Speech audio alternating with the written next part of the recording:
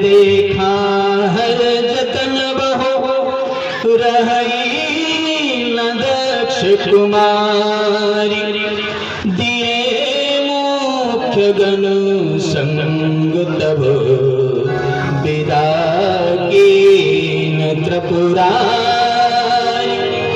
विदा कीन त्रिपुरारी।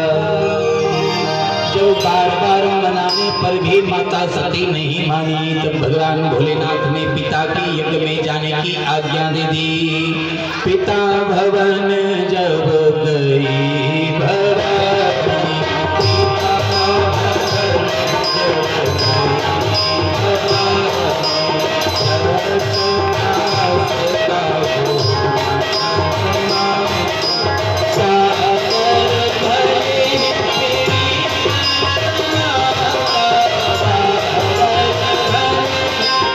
जब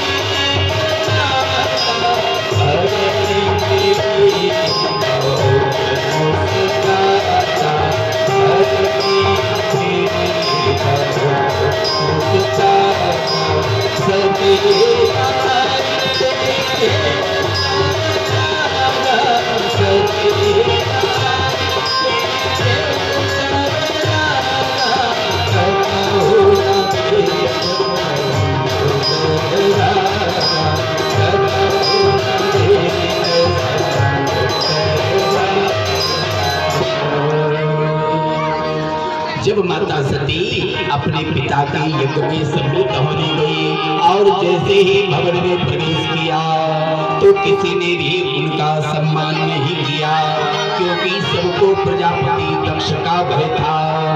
सादर भले ही मिली माता, माँ तो माँ है, माँ ने अपनी पुत्री को हृदय से लगा लिया, परंतु अन्य सभी बहनों ने उनकी ओर दृष्टि भी नहीं डाली और सभा में भी किसी ने उनका स्वागत नहीं किया और पिता ने भी उनका किसी प्रकार कोई स्वागत नहीं किया। अंत में जब यज्ञशाला में प्रवेश करके मां सती ने यज्ञशाला में देखा, किसी भी प्रकार सती जाई देखो तब जागा, कतहु न देख शंभु कर भागा।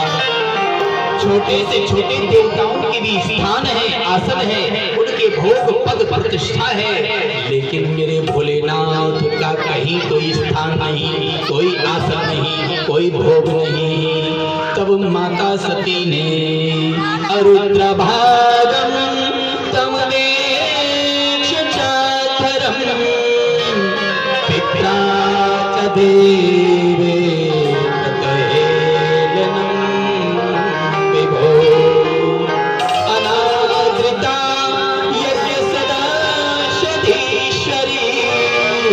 चुको बलोका निर्दक्षति।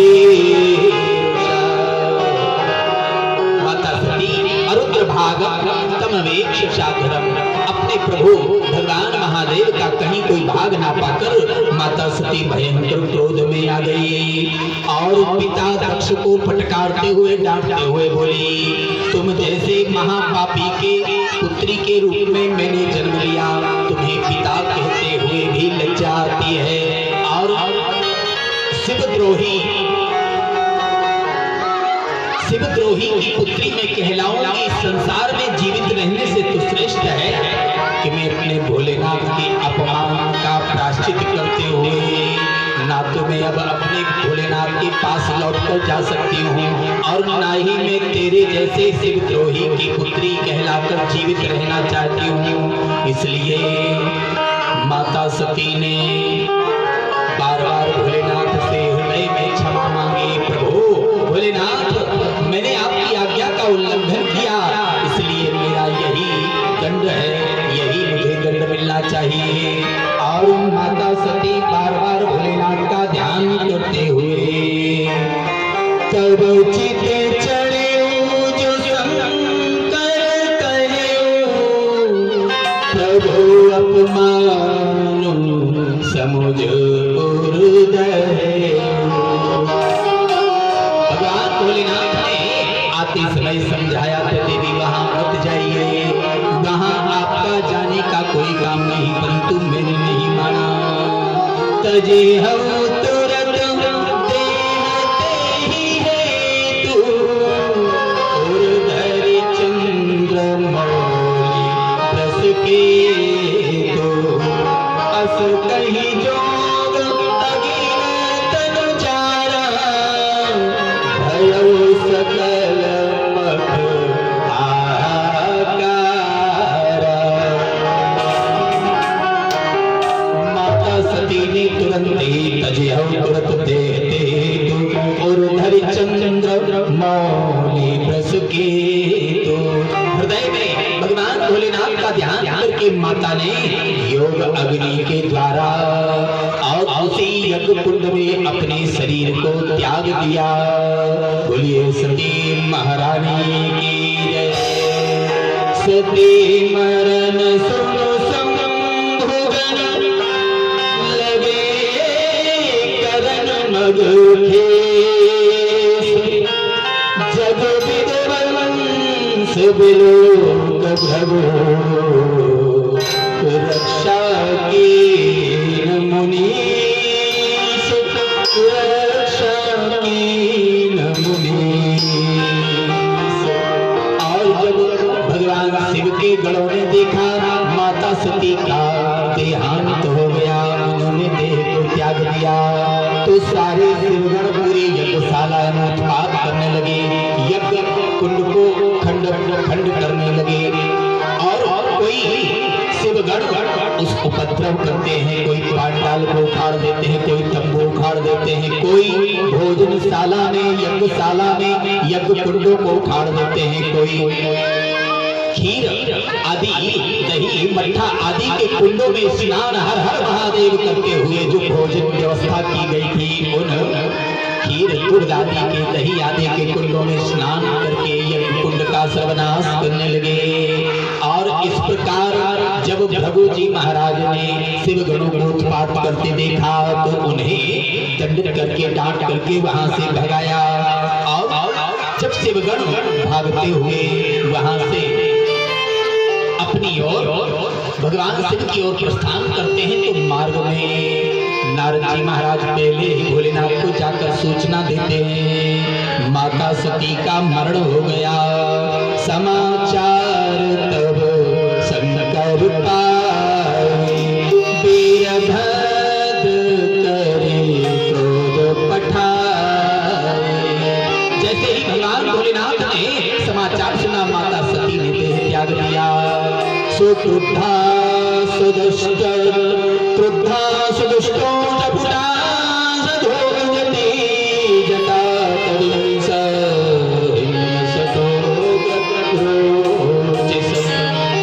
भगवान भोलेनाथ अपने सिर से एक जटा उठाकर पृथ्वी पर पटक दी और उससे वीरभद्र प्रकट हो गए। बोलिए वीरभद्र भगवान की।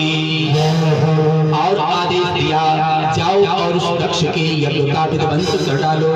प्रजापति दक्ष के यज्ञ में वीरभद्र बड़े वेग से चले और सभी शिवगण उनके साथ हो चले और यज्ञशाला में जाकर भयंकर उत्पात किया, सारे यज्ञ का विध्वंस कर दिया।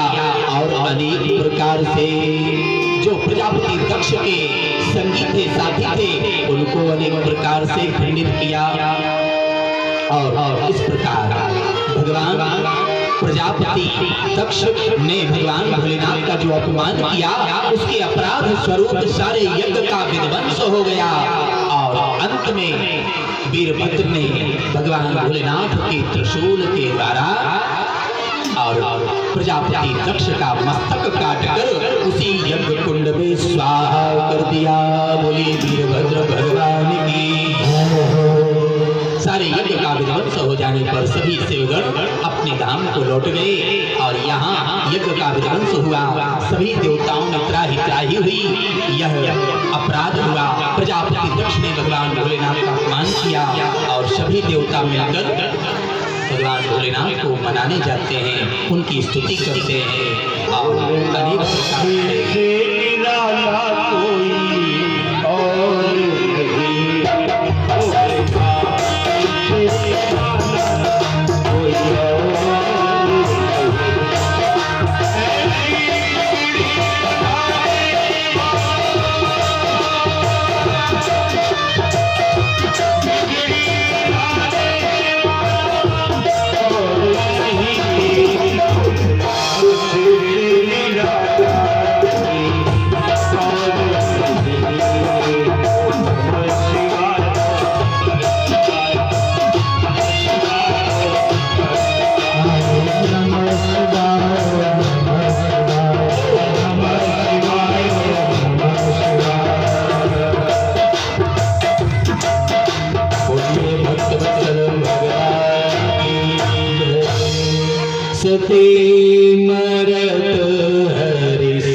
वर मांगा।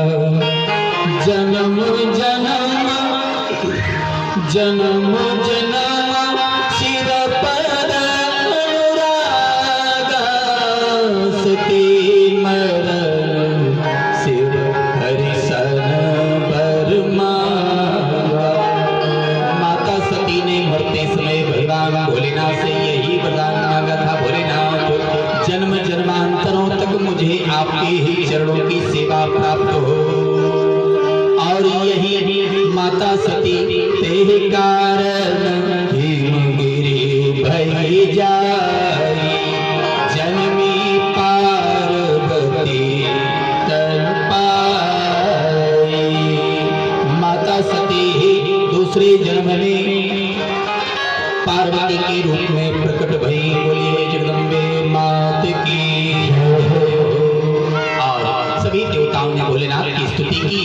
भगवान भोलेनाथ स्तुति से प्रसन्न हुए। ब्रह्मा जी ने कहा, भोलेनाथ आपके बिना तो कोई यज्ञ पूर्ण हो ही नहीं सकता। यज्ञ की पूर्णाहुति से जो सामग्री बचेगी वह सामग्री, वह भाग आपका होगा।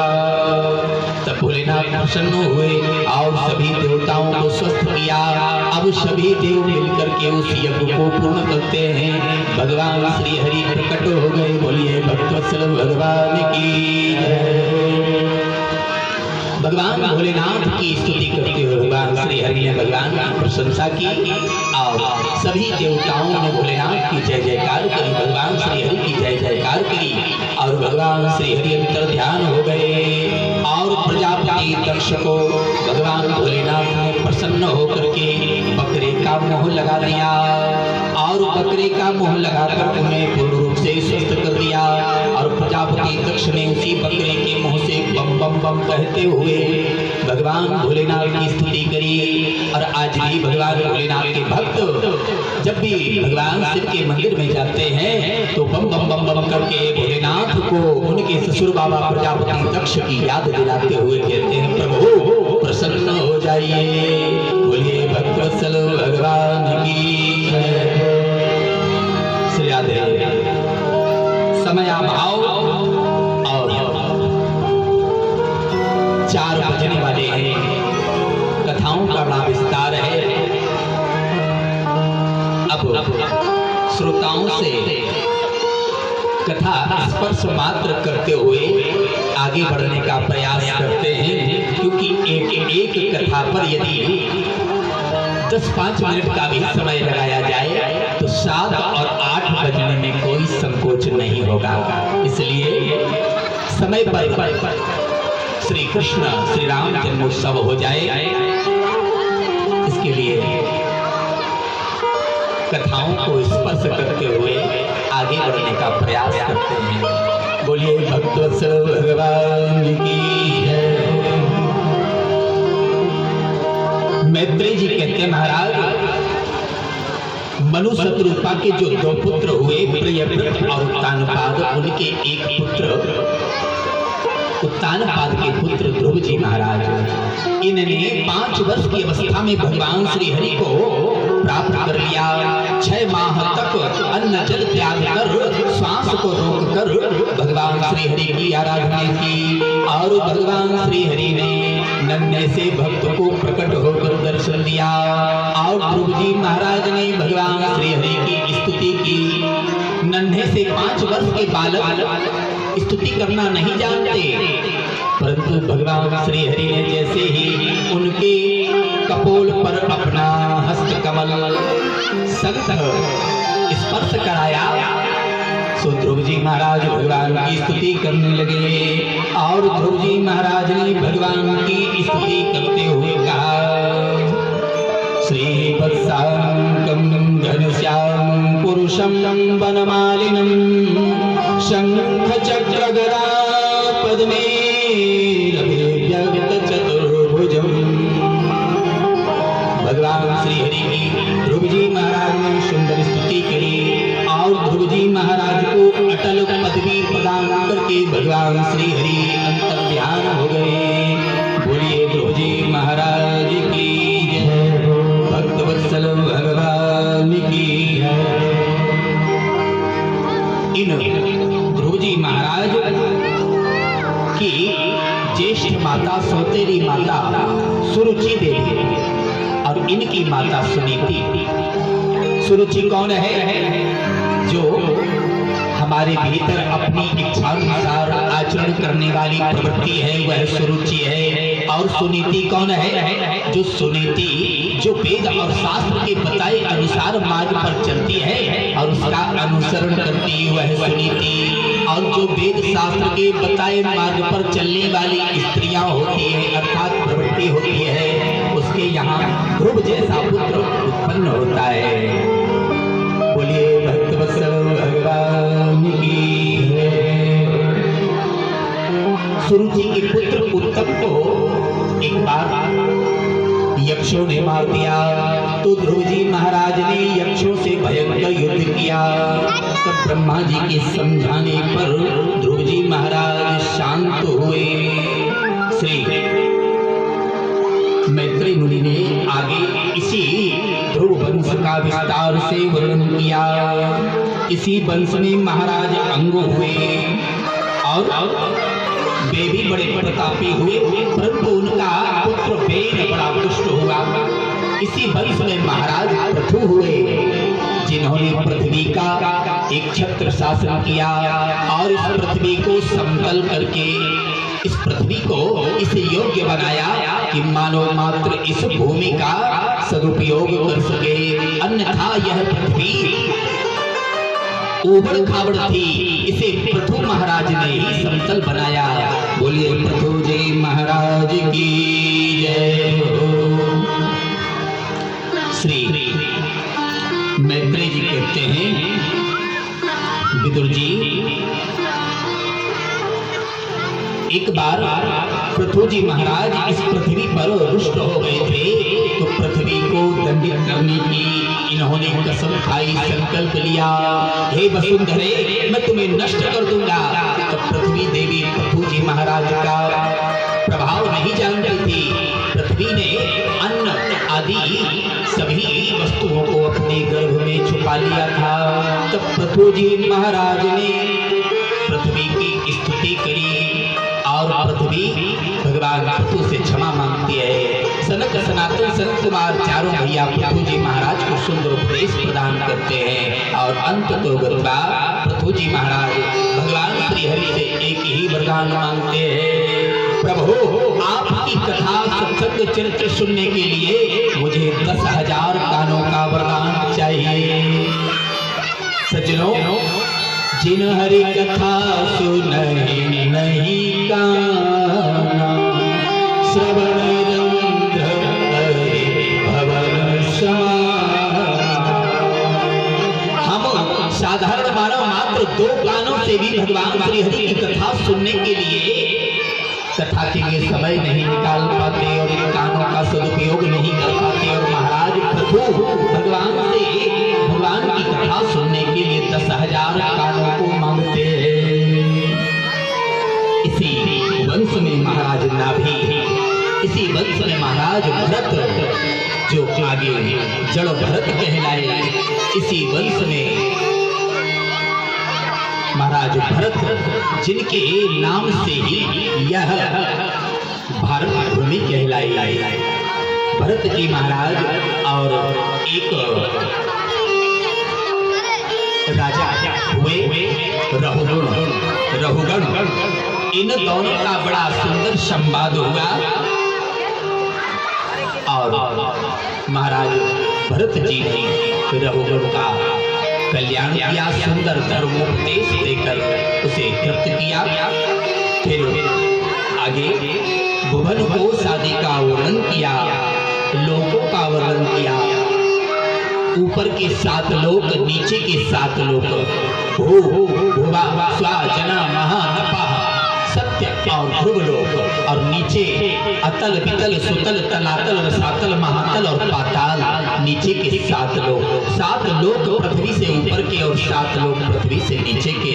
इस प्रकार लोकों का वर्णन किया, नरकों का वर्णन किया। अनेक प्रकार के नरक हम मानवों के लिए निर्मित हुए हैं। जो जैसा कर्म करेगा उसी कर्म के अनुसार अनेक नरकों को भोगने को मिलता है। और विशेषकर 28 प्रकार के नरक कहे हैं। अलग अलग कर्मों के द्वारा जीव उन नरकों को प्राप्त करता है। इसी प्रसंग में आगे श्री सुखदेव जी महाराज कहते हैं, राजन कान्य कुब्जे द्विजा कश्चित रासे पतिरजामिला नाम्ना नष्टः सदाचारो दास्या संसर्ग दोषिता। दासी के संसर्ग में आने पर एक परम ज्ञानी ब्राह्मण जो अजामिल नाम का एक ब्राह्मण था। अजामिल कौन है? अजाम माया मिलती इति अजामिला। जो माया में लिपटा हुआ जीव है वही तो अजामिल है। भगवान की कृपा से अजामिल का उद्धार कुछ संतों के द्वारा। इस अजामिल ने एक अपनी धर्म पत्नी का त्याग करते हुए एक दासी को अपने घर में पत्नी बनाकर रख लिया और उसी का भरण पोषण करता रहा। इसके 10 पुत्र हुए। सबसे छोटे पुत्र का नाम नारायण हुआ। ऋषियों के कहने पर इसने अपने 10वें पुत्र का नाम नारायण रखा। और जीवन के अंतिम चरण में जब अजामिल की आयु 88 वर्ष की हो गई तब भगवत कृपा से अपने पुत्र नारायण को सजनो जब यमदूत निकट आते हैं तो जीव मोह शून्य हो जाता है, कंठ रुद्ध जाता है, हाथ चलते नहीं, पांव चलते नहीं, आंखें चलती नहीं और केवल यमदूत दिखाई देते हैं। मुख से कुछ बोलना चाहता है तब भी नहीं बोल सकता। और अजामिल ने अपने पुत्र नारायण को पुकारा, बेटा नारायण मुझे बचाओ, नारायण मुझे बचाओ। और नारायण कहते ही वहां भगवान श्री हरि के पार्षद प्रकट हो गए और यहाँ यमदूत प्रकट हो गए। यमदूत जैसे ही अजामिल को फांस में बांधने लगे तो भगवान के पार्षदों ने रोक दिया। यह हमारे प्रभु को पुकारता है, यह उत्तम लोकों में जाने योग्य है। परंतु यमदूतों ने कहा यह तो जीवन पर्यंत महापापी रहा, यह तो पुत्र को पुकार रहा था। पार्षदों ने समझाया यह भले ही अपने पुत्र को पुकार रहा था लेकिन यह मेरे प्रभु नारायण का नाम ले रहा था, नारायण नारायण कह रहा था, इसलिए यह वैकुंठ लोक जाने योग्य है। यमदूतों में और भगवान के पार्षदों में विवाद हो गया। यमदूतों ने जाकर यमराज को समाचार सुनाया। यमराज ने कहा वहां और कौन था? यमदूतों ने कहा वहां भगवान श्री हरि के पार्षद थे। तब यमराज ने समझाया, मूर्खों मैंने तुमसे पहले ही समझाया, जहां भगवान के भक्तों का